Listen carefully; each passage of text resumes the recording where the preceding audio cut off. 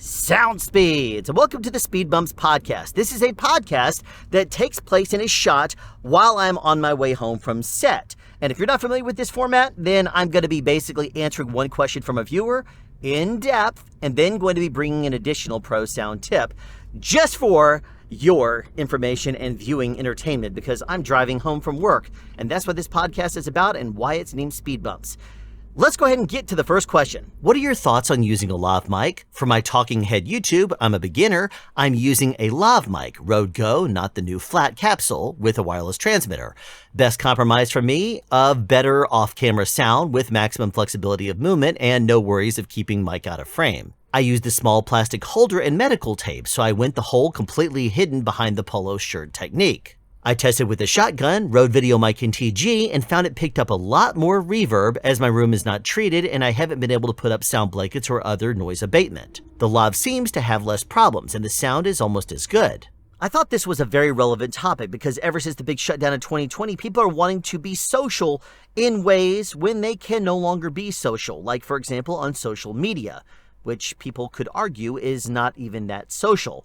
But if you have an interest or something that you want to share with the world in a vlog, in a podcast, maybe in some sort of a YouTube channel, you want to game and you want to get the interaction with the live chat, believe me, I get it. I've been there. I love doing that kind of thing. So I understand completely how fun it is, how interactive it can be, even when you feel like, how in the world could it possibly be interactive? I mean, people are only just typing questions on the screen.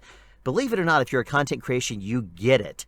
So I thought this was a very relevant topic. Now, if I am to recommend a microphone for a podcaster, then you can easily watch my video on whether a dynamic or a condenser microphone is going to be in your best interest. But you specifically asked about lavalier microphones, and as you know, there's been a lot of people in news that have been doing news reports with lavalier microphones for a long time. And there's obviously a very, very good use for them if you want to do it. Like, for example, a lot of people really like the product you mentioned, the Go-To Wireless from Rode. You can very easily clip it on someplace or hide it someplace, and it's going to do very well, especially if you're close to the receiver and close to the camera. So it's absolutely a great option for you. You can make it sound very good. You're not going to be worried about a whole lot of noise floor or transmission-related issues because it's very close proximity to the camera. You're not trying to remote it from the top of a building 300 or 400 feet away in a very urban area. It's not going to be anything like that. So yes, absolutely, a wireless microphone is a great option.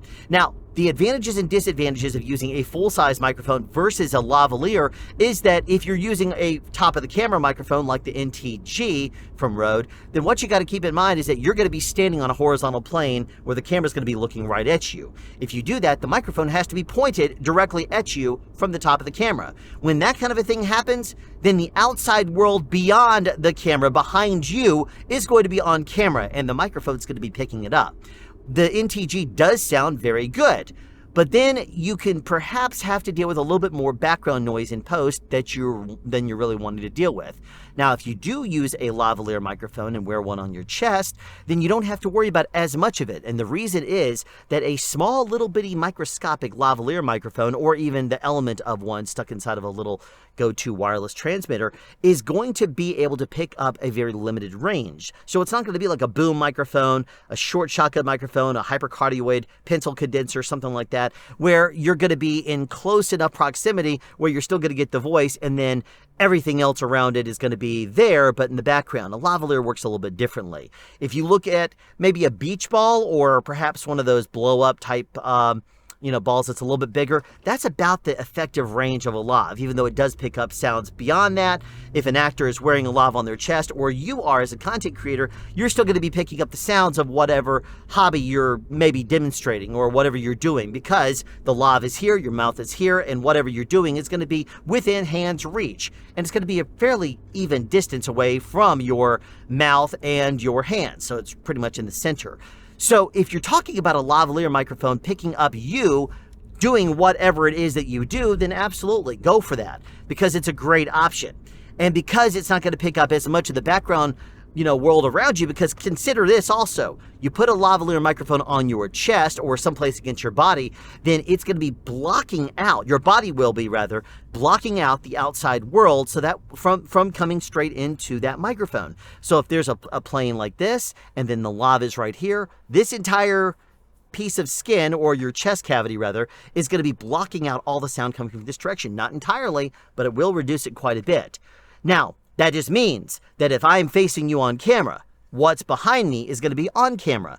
And that is, of course, the area that we're not going to be able to hear most ideally on a lav mic, because you're going to be picking up most of this world, which is behind the camera. So if there's a train or something that you don't see, it's not going to make sense for the camera to hear it if it is not on camera. So don't go putting yourself with your back to a beautiful tree line, and then, of course, on the other side of the camera is an interstate, because the audience isn't going to get it. They're going to hear an interstate and say, wait a minute, it looks like you're in the middle of the country. What's this about?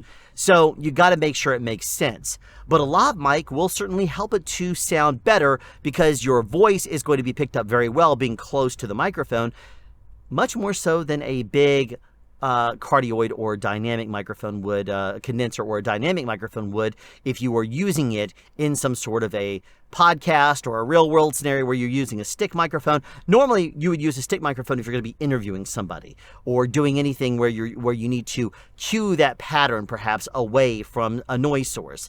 Then that way it may sound better if you were to have the microphone and you were to point it away from, let's say, an air conditioning unit, or a road that's over there. You could turn the pattern of it away. You could get it closer to your mouth if you're trying to get the signal to noise ratio up. There's a lot of advantages to using something like that, but it sounds to me a lot more like you're simply putting a microphone on top of the camera. And then, of course, the trade-off is you're going to be basically getting everything camera perspective, which there is an advantage to that. If you hear a noise, you're going to see it. It's going to sound natural. The microphone is going to pick you up very well because you're still within a couple of 2 or 3 feet. But everything behind you is going to be also picked up down the barrel very well with anything behind the camera off axis. So there's advantages and disadvantages. But if you have any questions about whether or not a lav can be effective for a content creator, absolutely it is. For the pro tip I'm going to be bringing to you in this episode, I thought I would discuss to you phase cancellation live on a film set.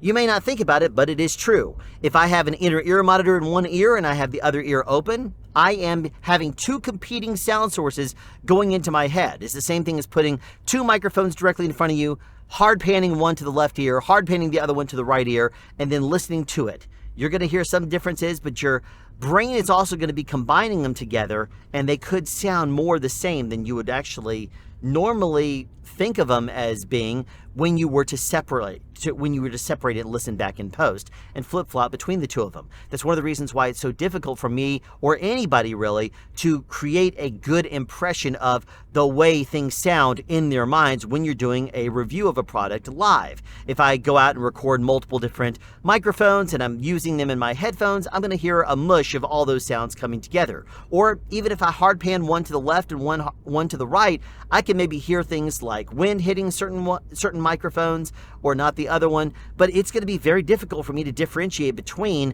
what microphone sounds better when I'm able to hear through my headphones to the outside world. This is because outside in the real world, there are acoustic vibrations that make it into your ears, either through your headphones or through your open ear when you're wearing IEMs. And there's also the same kind of vibrations coming into your microphone. And just like there is phase cancellation with 2 microphones that are too far away, if your ear is basically a microphone and your microphone are too far away, they can cancel each other out a little bit too. So you may hear less of the signal that you're curious and interested in, but you're hearing double the noise because you're still hearing the noise through the microphone and you're hearing the noise through your ears. That can make it sound a lot worse than it really is. Now, a sound mixer, on the other hand, even if they're wearing high noise headphones like the Remote Audio HN7506s, or they're wearing inner ear monitors from Empire Ears or Ultimate Ears or Mina, something along those lines, even in those circumstances where their ears are plugged up, they're going to be hearing multiple sound sources and thinking about things a little bit differently than post will be when they bring up one mic at a time and listen to them, especially after they're done scrubbing it clean with isotope or whatever else they're using. So you got to keep in mind that the way that things are when you're on set, sometimes it's better sounding than it really is when it gets into post. You don't hear things necessarily. And sometimes you might be overly critical saying this doesn't work, and really it works very well to post because it's not actually an issue. So there's a little bit of something for you to consider. Is there is phase cancellation that perhaps you are hearing, and if you're very tuned into it, you're going to be able to hear it in your option for headphones or IEMs, and you're going to be able to differentiate between that a little bit coming through your microphone and through your actual ears. We have come to the end yet again of another episode of the Speed Bumps podcast. Thanks for listening and thank you for watching. I will see you in the next one with more answers to your questions, more interesting pro information, and of course, as always, sound advice. So I get this email from Alan Williams, a professional boom operator in a professional environment. He asks me, a voice actor who's a professional, to record the outro of his podcast for free, for exposure. Hey, Mike, it's a popular podcast. You'll get lots of people coming to hire you because you got exposure on my podcast. Would you record this outro? It would be great exposure. So here I am, recording the outro for nothing, for free. I'm volunteering for exposure. So, hey, I'm exposed here. I'm exposed.